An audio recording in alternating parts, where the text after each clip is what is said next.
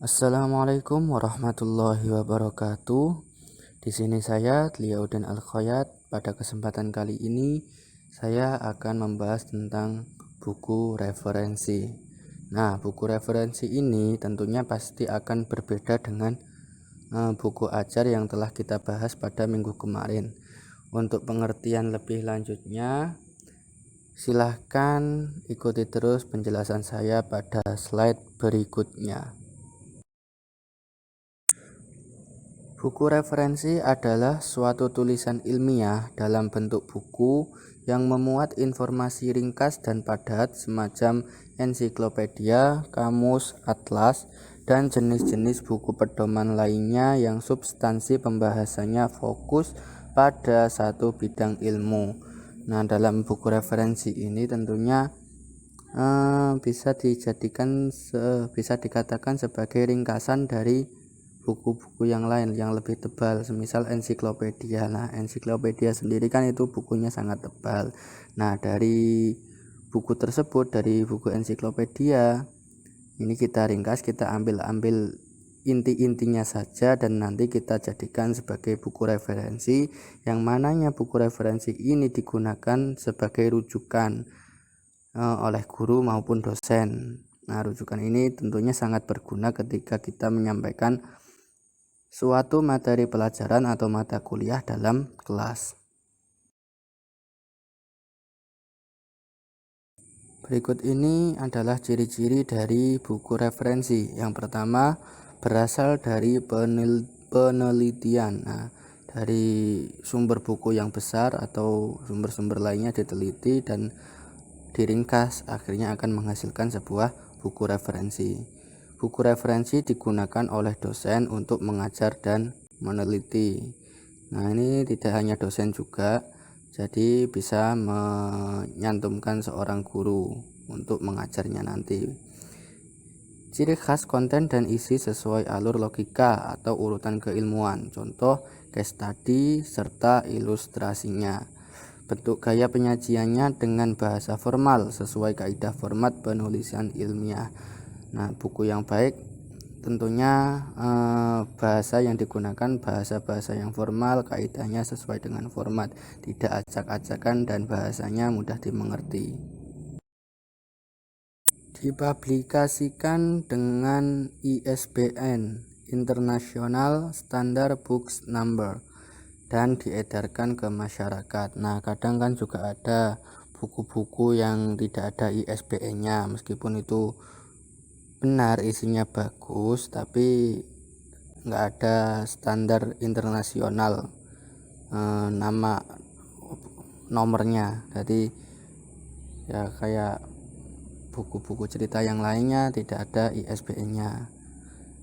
Isi substansi dalam buku hanya membahas satu bidang ilmu saja. Nah, buku referensi tidak membahas semuanya, tidak membahas keseluruhan, hanya satu bidang ilmu saja. Tebal buku paling sedikit 40 lembar dan berukuran standar UNESCO, ukuran minimal 15,5 cm kali 23 cm. Nah, itulah ukurannya. Dapat digunakan sebagai referensi citasi dan dapat ditulis dalam daftar referensi ilmiah. Namanya saja buku referensi. Nah, ini bisa kita buat rujukan dalam menulis karya ilmiah atau tugas akhir dan skripsi yang lainnya. Selanjutnya ada perbedaan antara buku referensi dan buku ajar. Kalau buku referensi yang pertama mengasumsikan minat dan baca, sedangkan buku ajar berusaha menimbulkan minat baca dan motivasi mahasiswa untuk belajar. Yang kedua, dirancang dan ditulis untuk dibaca oleh guru, dosen, peneliti, dan umum. Nah, sedangkan buku ajar dirancang dan ditulis untuk mahasiswa. Yang ketiga, tidak ada tujuan instruksional, sedangkan yang buku ajar disusun menjelaskan tujuan instruksional. Yang keempat, buku referensi disusun untuk dipasarkan secara luas, sedangkan buku ajar disusun dan digunakan oleh dosen dan mahasiswa, hanya kalangan tertentu saja, tidak dipublikasikan secara luas. Yang kelima, disusun secara linier sesuai logika bidang ilmu, sedangkan buku ajar disusun secara fleksibel, sistematis, terstruktur berdasarkan kebutuhan mahasiswa dan kompetensi akhir yang diharapkan.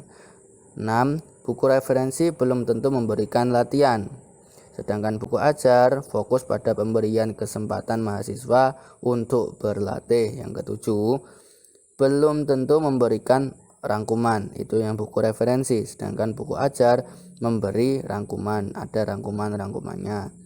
Terus yang nomor 8, gaya penulisan naratif, tidak komunikatif dan padat, sedangkan buku ajar gaya penulisannya komunikatif.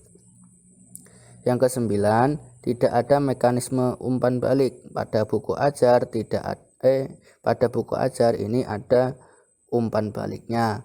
Yang ke-10, pada buku referensi tidak mengakomodasi kesulitan belajar, sedangkan buku ajar mengakomodasikan kesulitan belajar mahasiswa atau siswa.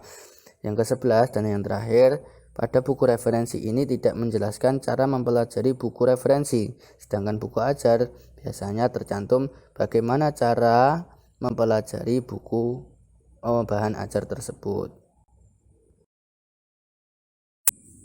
Nah, selanjutnya pada tabel tersebut ada beberapa karakteristik buku dari buku monograf, buku referensi, diktat, buku ajar, dan modul ajar. Nah, buku referensi sendiri ini lebih condong mirip kepada buku monograf, namun ada beberapa perbedaannya, yaitu dari sisi khas isi buku dan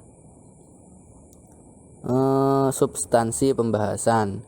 Pada khas isi buku referensi ini ada studi kasus dan ilustrasi, sedangkan pada buku monograf ini tidak ada studi kasus dan ilustrasinya.